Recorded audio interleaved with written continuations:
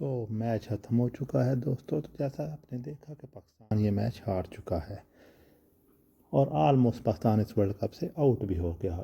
اس میں اب کوئی سیکنڈ آپشن نہیں ہے کہ ادھر سے ہو جائے گا ادھر سے ہو جائے گا. آلموسٹ ڈن اینڈ ڈسٹڈ ہے پاکستان یہاں پہ. وہ ان ریئلسٹک ہے فلاں ٹیم ہار جائے فلاں ٹیم جیت جائے. خیر آج میچ دیکھا آپ لوگوں نے بھی. سب سے پہلے بیٹنگ کو ڈسکس کرنے تو پاکستان کی batting as per standards pitch flat تھی, 300 پلس ہونا چاہیے تھا, لیکن ایز سون ایز رضوان جس پوائنٹ پہ آؤٹ ہوا تھا آلموسٹ میچ ادھر ہی ہاف ساؤتھ افریقہ کے فیور میں ہو گیا تھا, کیونکہ وہ ایسا پوائنٹ تھا جب لگ رہا تھا پاکستان 300 پلس جائے گا. بعد میں سعود شکیل نے اور شاداب نے اچھا کم بیک کیا, لیکن تب تک آئی تھنک کافی زیادہ دیر ہو چکی تھی. امام الحق جب آؤٹ ہوئے تب تو ویسے اتنا زیادہ سیٹ نہیں تھا ہوا سٹیج. رضوان آئے, انہوں نے آتے سلاگ کیا, لیکن لکیلی وہ باؤنڈری ہو گئی ہے. رضوان آج کچھ انٹینٹ شو کر رہے تھے, لیکن وہی بات ہے مین پوائنٹ پہ کروشل پوائنٹس پہ جا کے یہ آؤٹ ہو گئے. ان کی جو وکٹ تھی وہ ٹرننگ پوائنٹ تھا اصل میں.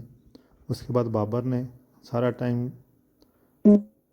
وہ اس کو کیا کہیں گے ہم کہ بلڈ اپ فیز میں لگا رہا ہے.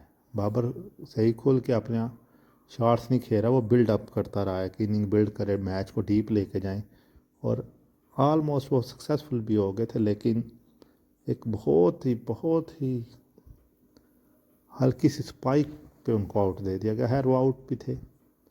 اس کے بعد تو یہی امید رہا کہ پاکستان 250 بھی نہیں کرے گا, لیکن بعد میں بڑا اچھا کم بیک کیا ہے سعود شکیل نے اور حارث نے. بابر سے پہلے ہی یہ افتخار احمد آؤٹ ہو گئے. وہ تھوڑا سا ڈسپوائنٹمنٹ تھی, کیونکہ بڑا سمپل سا رول ہے کہ اگر آپ سپنر کو کھیلنے جا رہے ہیں اور اب بال کی پچ پہ نہیں پہنچے تو آپ کبھی بھی اپنی شاٹ کمپلیٹ نہیں کرتے, آپ ڈک کر دیتے ہیں, یہاں سے سلو ڈاؤن کر دیتے ہیں, شاٹ کے لیے آپ نہیں جاتے. خیر وہ آؤٹ ہوئے. پھر سعود شکیل اور شاداب نے ایک ٹائم پہ لگ رہا تھا ان کی پارٹنرشپ دیکھے کہ یہ 300 ابو جائیں گے, لیکن as we know Shadab is not a proper batsman. تو ان سے یہ امید لگانا کہ وہ 50 یا بڑا سکور کریں گے, وہ تو ویسے ہی غلط تھا. وہ 30-40 کے لیول کے پلیئر ہیں. پھر 270 چیز کرنا تھا, وہ کسی بھی ٹائم پاکستان ساؤتھ افریقہ کی بیٹنگ کے دوران میچ میں تھا ہی نہیں. ڈی گاک نے فرسٹ 2 آورز میں میچ کو سائڈ پہ کر دیا تھا. 2 اوور میں 32 سکور ہو گیا تھا, مطلب انہوں نے ٹارگٹ ہی 200 کا کر دیا تھا.